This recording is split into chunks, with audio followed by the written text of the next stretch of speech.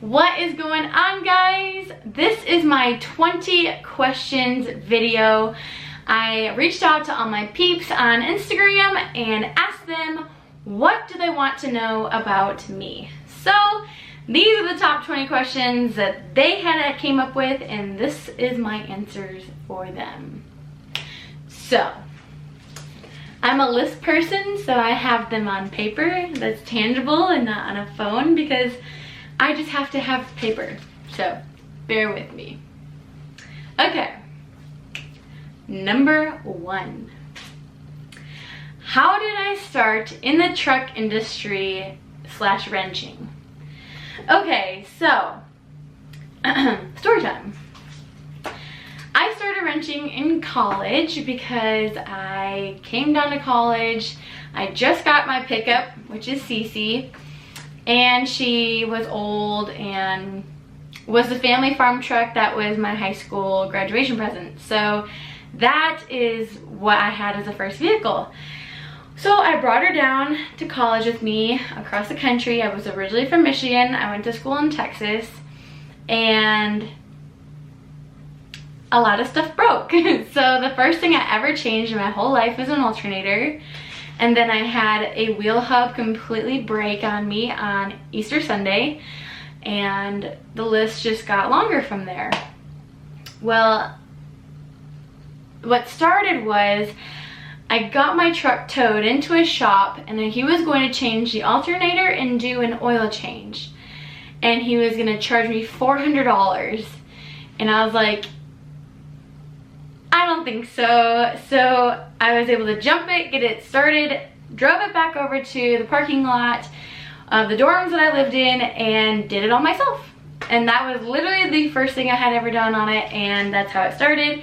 And here I am. So that's how I got started with wrenching on my own stuff. I don't have a dad that was a grease monkey. No one in my family was a grease monkey. My uncle worked on his own stuff, but he only worked on his own Camaros and stuff. Nothing with trucks or anything. I was the first one to do anything with trucks. But that's basically how I kind of got started with my own passion for wrenching. As far as wrenching as a full-time employee wrenching, that's a whole nother story, which we'll get to. Number 2. Where did I go to school and for what? So I went to West Texas A&M University in Canyon, Texas, which is just south of Amarillo. I started off in equine industry and business, so basically horses, which is why I tell everybody that I switched from horses to horsepower. But yeah, so that's how that went. But so yeah, I mean, I was very big into the horse world when I was little. That's just what I did, and yeah. So that's what I was going to do in college. I didn't know what I wanted to do after college. I just knew I needed some sort of degree, so that's what I did. Yeah. Number 3. How old am I? You should know better than to ask a woman how old she is. But my birthday is December 2nd, 1995. So y'all can figure that out on your own. Number 4. Where are all the places I visit for shows? The first show I had ever gone to in my entire life, as far as truck shows goes, was Lone Star Throwdown in Conroe, Texas in February of 2019. That was my first ever truck show I had ever gone to in my life. I was there with Renegade, and that's where the whole Renegade Products and I partnership even started, was at Lone Star Throwdown. I did the whole circuit with them in 2019, was one of their brand ambassadors. My Renegade Products right there. And so that's where it kind of all started. As far as places goes, well, we started in Conroe, Texas. After that, we went to Louisville, Kentucky for MATS, which was Mid-America Trucking Show, big rig show. And then we went to Daytona, which was in June at the Daytona Truck Meet in Florida. And then I think it was GATS, which is Great American Trucking Show in Dallas, Texas. And I missed out on Lifted Nationals, which was in Missouri. I didn't get to go to that one last year. And then I went to SEMA in Las Vegas. And I think that's all of them that I can think of off the top of my head. If I'm missing one, forgive me, I'm sorry. But come 2020, I ended up going full-time with Renegade Products and part-time at the dealership. So I still got to wrench, but I still got to go to all these amazing truck shows and build my career as far as social media and branding goes, and creating my own brand, as well as having more time to work on my personal build, which is Cece. So thank you, Renegade Products, for that. They gave me that amazing opportunity. I started with them full-time on February 1st. And from then I went to California to go out there and tour the warehouse with them. We left from California, went to Philadelphia, Pennsylvania for the Dub Show tour and the Philly Auto Show that they had out there. Came back, and then we went to Conroe, I believe, for Lone Star Throwdown in this year of 2020. From there, we went to the Mint 400 in Las Vegas, which was amazing. My first ever time at a race, which was absolutely incredible. I wish I could have stayed the whole time because it was amazing. Off-road scene is nothing like you've ever seen before. It is so much fun and so chill. And then after that, we came back, and then I went to Alabama to Orange Beach Invasion, which was by far my favorite show I think I've ever been to, because it was just me. So I was kind of concerned that I was gonna be like all over the place, but I had George from Low Pro Photography there helping me out, getting media for everybody. And it was just such a kickback and chill show because it was pretty small too, but it wasn't super tiny either. So it was great. The plane ride home from OBI, I had maybe 10 people on the entire plane because that was when all those coronavirus started. And that was the last show I had been to. So it kind of put my wheels and my brakes on a damper because I had been going the entire month of February. And then it was all like, no, stop, hold up. No. We can't do that right now. We need to calm down and chill out a little bit so that you can take a break, a breather and a break. So it is what it is. I do miss all my family though, so I'm hoping this all goes around very, very soon. Anyways, I'm babbling. But next year, bigger, stronger, more shows, you know what I'm saying. We're gonna kill it the rest of this summer, so be on the lookout for that. I will try to post an updated schedule of everywhere where I'm gonna be for the rest of this summer, once we have an idea of when the show days are, where they're gonna be, and when, you know, because some just straight up canceled and some rescheduled, so that's what we don't know as of right now. Okay. Number 5, why did I move from Michigan to Texas? I had already addressed that earlier. I moved from Michigan to Texas to go to school, which was college. I moved down here June of 2014, and I've been here ever since. So I'm a Texan by import, and I love it, and I don't want to leave. And if you've ever met me or even know anything about me, you probably understand that I don't even act like a northerner. I have some sort of a weird accent here and there, but that's about it. Okay, moving right along. Number 6. Oh, that was perfect for this too. Do I speak Spanish, or why do I listen to Mexican music? No, I don't speak Spanish. It is not my first language, obviously, because I speak Inglés, but I do not speak fluent Spanish at all. I can sing some Selena songs, don't get me wrong, that's my girl. I love me some Selena. But yeah, no, I listen to a lot of like norteña, banda, cumbias, bachata, you name it, reggaeton, whole 9 yards. So I listen to pretty much everything. Yeah, I like to dance to it too. So if you've seen the videos, you kind of have to scroll on my Instagram for a while. But I did have posted videos of me dancing to like some banda and like norteñas and corridos and stuff like that. So, yes. Number 7, am I single? I feel like that's a very personal question, and I feel like the easiest way to answer that is Yes, I'm single, but no, I am not looking, so please do not try. I'm not trying to be rude. I'm not trying to be... I don't even know the word for that, but no, I'm good. I'm very perfectly happy being single with what I have going on in my life right now, and nor do I have the time or patience for any person of the male gender in that realm, okay? Just so everyone's very clear on that. Yeah. Okay. Moving right along. Number 8. If I wasn't wrenching, what would I be doing? Okay, so before I started wrenching full time, I was a bartender. That's what I did. That's how I made my living. I did some modeling on the side a little bit back in college. Nothing major, nothing crazy, just like photo shoots, doing hair, makeup, whatever with a local artist. That's how that worked. That's all I did. And then I bartended at 3 different bars. I did private promotions for our local DJ station, and I was a Budweiser girl. Ha, yeah, I was your typical beer girl. Budweiser girl.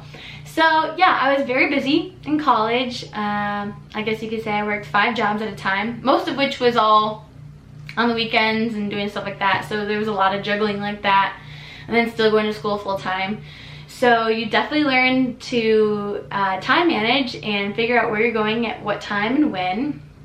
But if I wasn't wrenching, honestly, I'd probably just still be slinging drinks. I don't know. It was very good money. I grew out of it very quickly. I wanted something that I could, I guess, make a living out of, where eventually I wouldn't want to be in a bar setting all the time, which is exactly what happened. And I love what I do now. I love being able to travel. I love the opportunities I've had with social media. It's absolutely crazy. And yeah, I really don't know what I'd be doing. I already love doing what I'm doing right now, so.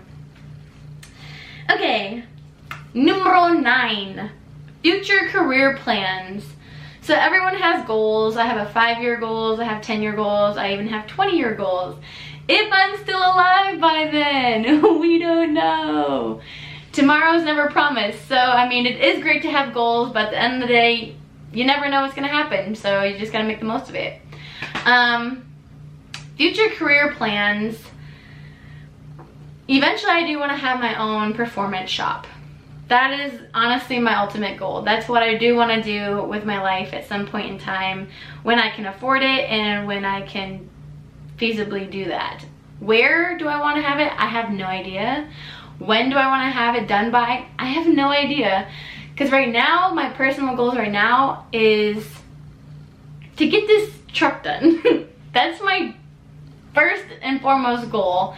And we've already been talking about future builds already. And I'm like, can we just get the one truck done for now? Because, yeah, it's stressing me out a little bit, not gonna lie. But, so, I mean, yeah, that's my future goals anyways. Number 10, update on the truck build, deadline, mods, etc. So the deadline is SEMA of 2020. If we have it, I don't know, coronavirus might throw a wrench in there, but we'll see. As far as mods go, if you haven't seen the rendering, then I don't know what to tell you. I wasn't really gonna release a complete list of mods and sponsors until it's completely done, just because so much changes in so little time. So there's not really a point to put together a complete list when it's gonna end up changing. I already know it's going to end up changing, so. Sorry, I have a hair. So there's no really point in letting that go now, because I already know so much is gonna change by then. It's not even funny or worth putting together a list. But yes, the deadline is SEMA of 2020. As far as the update on it goes, if you haven't been following along already, then you're already kind of lost, because the chassis has been up in Illinois getting built by Logan Patterson on Instagram. And yeah, I've just been doing the rest of the stuff in my own garage. So that's how that's going right now. Number 11.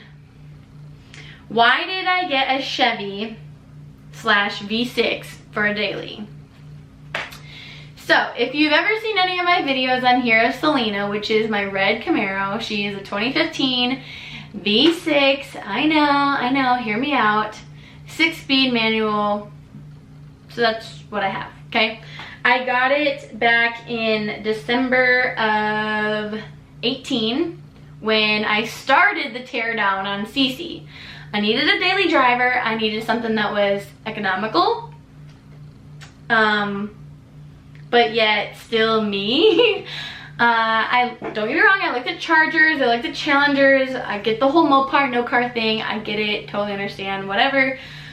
I've just always loved the look of Camaros. I like their body style, and I had a buddy that works at a dealership that could get me a really good deal on it, so that's why I went with that. Why did I go with a V6?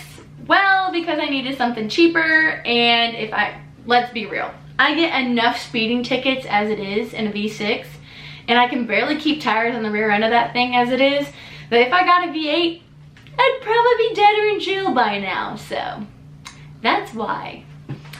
Don't get me wrong, I do want to drop a Cummins in it at some later date when I have everything else done, and I want to call it a Camaro because I thought that would be hilarious and perfect, but that's just me. We'll get there one day. Okay, moving right along. Number 12. What is my favorite color? Orange. Orange is my actual favorite color, which is funny because I don't really own anything orange. It doesn't look good on me. My toolbox isn't orange. I'm not gonna put anything orange on my pickup, but yet my favorite color is orange. Why? I have no idea. It just is. I'm not really sure. So we're just gonna move along because I don't know how to expand on that. Yeah. Do I hunt or fish? Oh, sorry, that was number 14. Do I hunt or fish? I used to. Back when I lived in Michigan and I lived on the hobby farm, yes, we used to hunt on our 210 acres of land.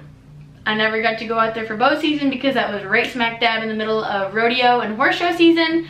But I did get a doe and I did get a buck. So those are my 2 deer I ever got in my life. I used to fish when I was a wee little lassie back in the day with my grandpa and my dad, and I remember we used to eat roll gold pretzels, and we used to have some sort of hard candy, and I had a Tweety Bird fishing pole and that was what I fished with until I was a camp counselor in 4-H. I did do that too, and I taught munchkins how to bait a hook and take fish off of hooks without screaming their heads off and wanting to run away. So that was my extent of outdoor living. Yeah. Anyways, moving right along. Number 15, biggest pet peeve, fake profiles. I hate that so much. Why can't people just use their own flippin' pictures on social media? Why must they use mine? That is so annoying. Okay, so aside from social media, another pet peeve I have is when people brag about how much money they have. That, I'm just like, why? No one cares, bro. Couldn't tell ya. But anyways, moving on to a more positive note. Beer or margaritas? All the above, that's all I gotta say about that. That was number 16, that's all I gotta say. Moving on. Number 17, future build ideas after CC. Once again, let's just get one build done first and then we'll talk about the others. Don't get me wrong, I have stuff cooking up in the noggin here for future builds. I already kind of released you one. I mean, I do want to drop a Cummins in the Camaro at some point in time. And we'll see about the rest. I don't want to release anything because, like I said, by golly, you would be surprised how much things change in a very short time. So I don't want to get anybody's hopes up and then squash them. But anyways. Number 18, tips for getting sponsors slash followers. Be active. Those are honestly the two biggest things that you can do. Well, I guess it'd be one thing. One thing, be active and be yourself. Honestly, if you're genuine, people will see right through any sort of fake baloney or fake persona. As long as you are 100% genuine and yourself, they're gonna love you, given you have a good personality. If you don't have a good personality, then I don't know how to help you with that. You might have to work on that yourself. But be yourself and be active. No one wants to follow a stagnant account. I'm so bad about that on my YouTube. I'm sorry. Instagram's more my jam because it's easy. I can edit whatever post I want to do and have them set up, and then when I'm at work and it's that time, I can just post it and not have to worry about it. It's so much easier to do that than to just snap a picture and be like, crap, I gotta post today, and then post it. It's so much easier, so much faster than here on YouTube, where you have to sit there and edit and add music and clip videos and save it and all this other stuff. So that's why Instagram is my jam. It's super easy, super user friendly. That's why I love it, and that's why I spend most time on it. So these tips and tricks are technically for my Instagrammers because it's just my jam, man. YouTube, talk to Lacey Blair. She knows what she's doing. She's good at this stuff, man. I couldn't tell you. Sorry, I have something in my eyeball. We're good. Number 19, we're getting down there, y'all. Favorite tool brand. So, we have 3 trucks that come to the shop. We have Snap-on, Matco, and Cornwell. And I have a Snap-on box, a Matco creeper, and Cornwell sockets. Yeah. So I have a little bit of everything, but honestly, my biggest thing I love is Harbor Freight, man. That is the way to go. I wouldn't go that route for heavy duty kind of hand tools. I wouldn't necessarily put my life on the line with a Harbor Freight ratchet, especially if you got something big on the other end of it. All my ratchets that I have at work are Snap-on. All my cordless ratchets, all my air tools are all Snap-on. I have a grease gun, electric grease gun that's Milwaukee. Love it. My favorite. A lot of people love Milwaukee. Honestly, I should have went with Milwaukee, but I hopped on that Gucci. Sorry, my camera died. But I hopped on that Gucci mechanic bandwagon, and so that's why I went with Snap-on for a lot of stuff. I have a Matco ratchet and a Matco creeper, and I think that's it. That's all I have from Matco. Cornwell, I have quite a few other little nicks and crannies there and here. But for the most part, as far as sockets goes, grain pneumatic. I have a lot of grain pneumatic stuff. And then just random stuff from Harbor Freight, man. I love Harbor Freight. They're amazing. And then actually also Tools has a lot of amazing stuff. They gave me a tool backpack. I have some ratcheting wrenches that I use on everything. I love them because they're not like a flip head where one side ratchets, one side ratchets the opposite way. If you have it, like say you have the bolt head and then you have your ratchet and then it goes on the ratchet, instead of having to like have a little tab on it or flipping it over, you can just push up on the ratchet and it'll reverse it. So if you're in a tight spot, you can just go this way and it'll reverse it. It's so nifty and I love them, and it's really hard to demonstrate without them in my hands. But I should probably do a demonstration video of those too because I love them so much. And all my socket organizers are also Tools as well.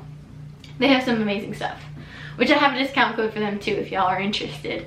It's in my links, but I'll put it right here in the bio and description. Okie dokie. I say bio. Man, I'm such an Instagrammer. I mean description, okay? I'll put it down there. And last but not least, number 20 that everybody asks me about that I've never really given the whole behind the scenes story of is why Cece? Like, why do I put so much time and effort and money into such a random year truck? Like, it's not even a classic, it's a 97, and no one likes that body style, and they all think it's ugly, and why would you want to do that? It's not even worth anything that you're putting into it. Well, here's why. So when I was a senior in high school, so let's throw it back to 2014 when I graduated. I graduated high school, I was fixing to go to college in Texas, and I didn't have a vehicle.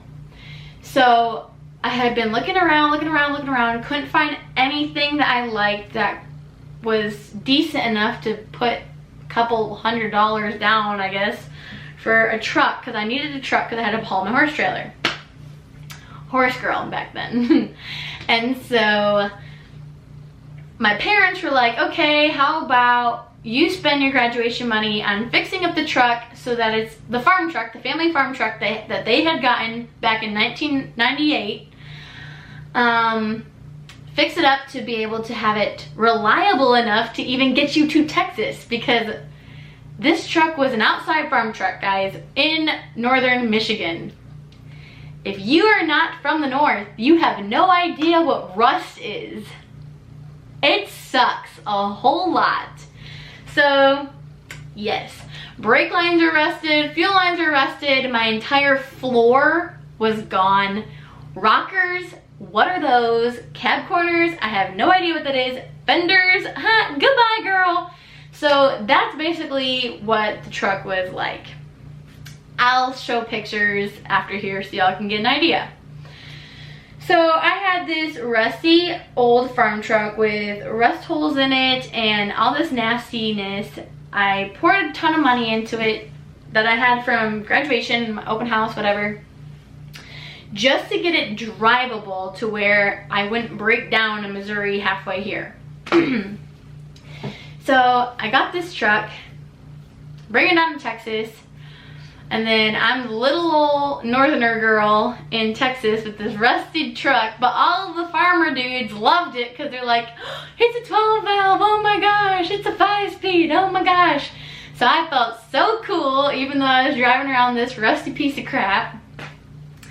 So that's basically where it all started with the whole I love my truck kind of thing, because it's my first ever vehicle I ever owned.